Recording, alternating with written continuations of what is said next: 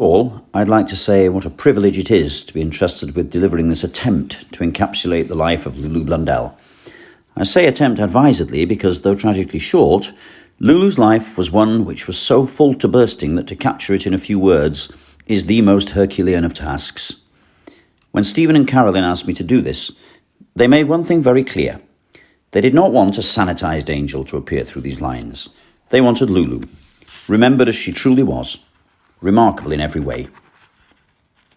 Lulu made her grand entrance at Rotherham District General Hospital on June the 12th, 2003. And true to form, she wasn't going to appear in the normal way. Oh no, she'd clearly decided to ramp up the tension by being fashionably late. 4 days to be precise, meaning that she had to be delivered by emergency caesarean. She weighed 10 pounds. Just let that sink in for a moment. 10 pounds. It's the weight of a good-sized turkey. Unsurprisingly, the trauma very nearly killed both mum and daughter. Named Olivia, one look at that cheeky face and she very quickly became Lulu, which suited her perfectly.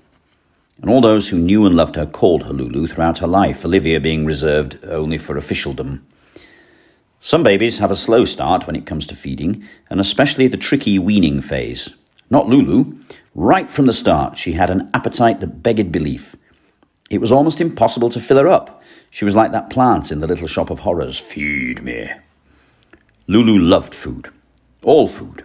Right up until 3 weeks before she died. She became a consummate cook herself when she went to university, knocking out lovely stews, delicious stir-fries, and a wonderful chorizo and pasta dish.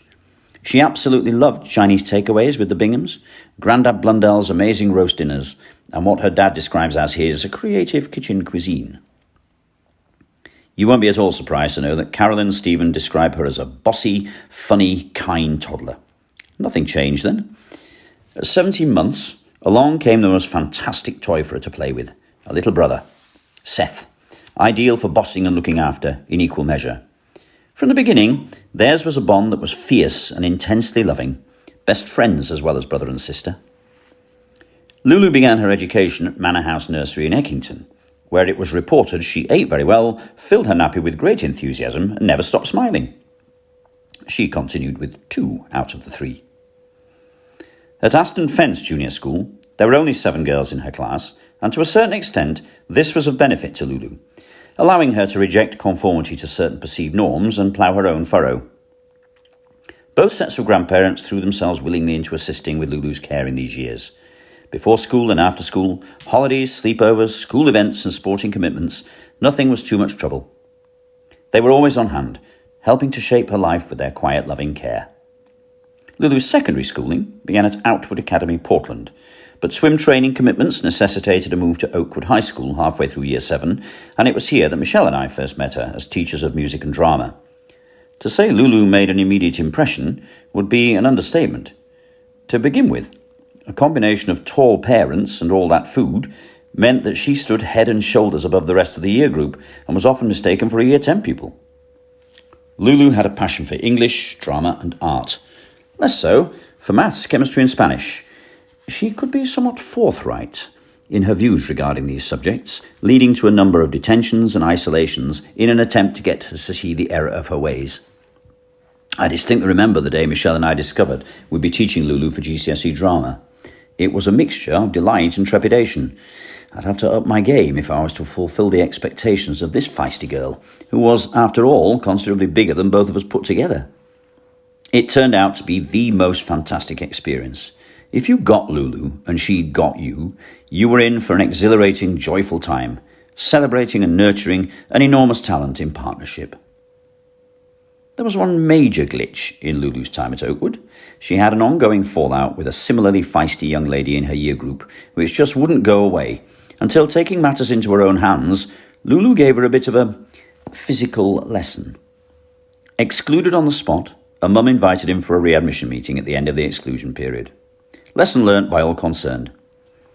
It's a mark of how loved and respected Lulu was, that one of the first people to make contact after Lulu's second diagnosis to inquire after her and express her sadness and genuine concern was that same girl.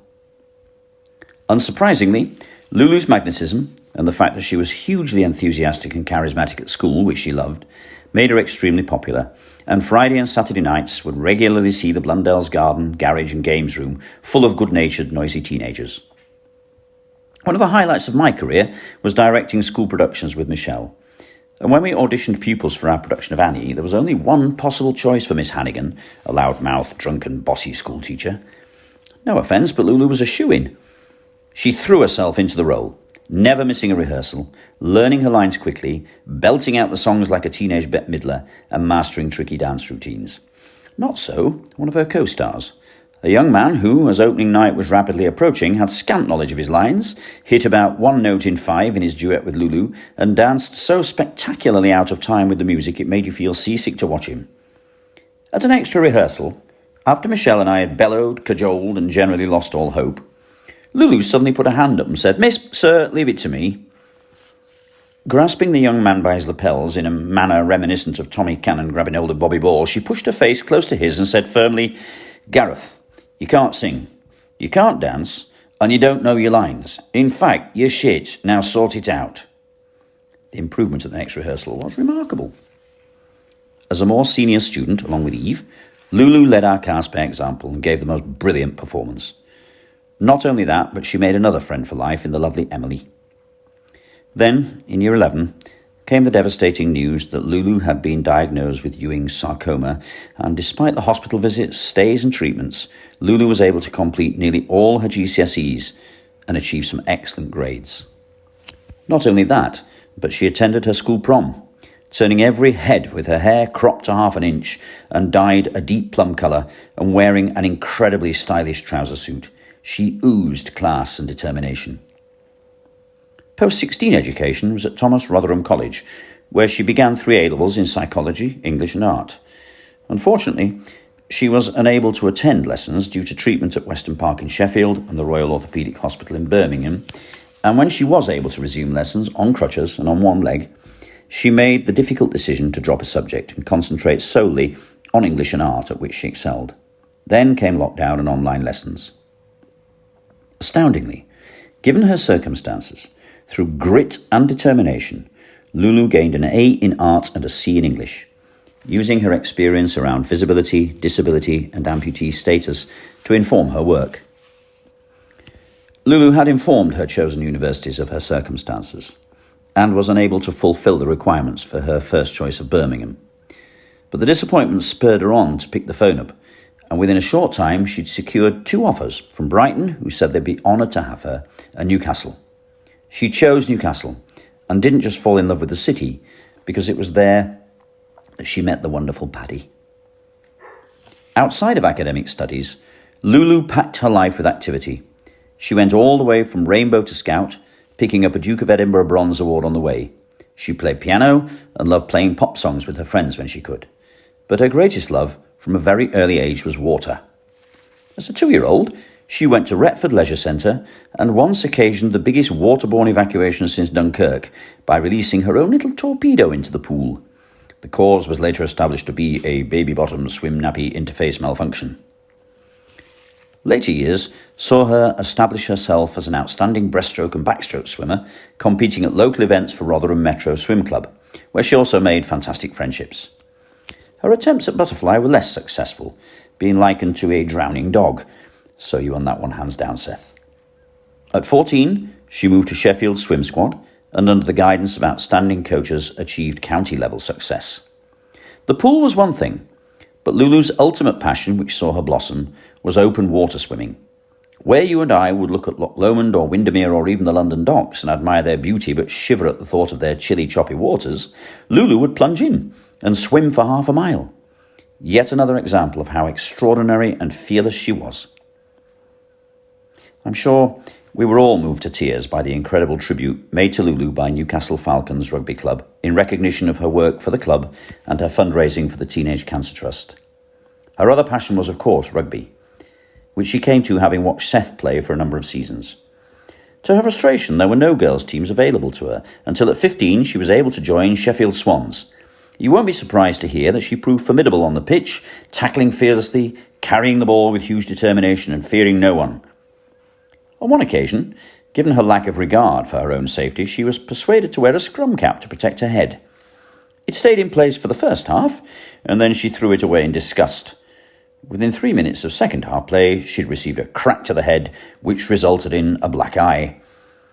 Now, apparently Lulu was outraged that a member of Oakwood's safeguarding team had not questioned her about the origin of the injury. As safeguarding lead for Oakwood, I can now reveal that I didn't give it a second thought, as this was Lulu Blundell, who played rugby. The occasional black eye was only to be expected.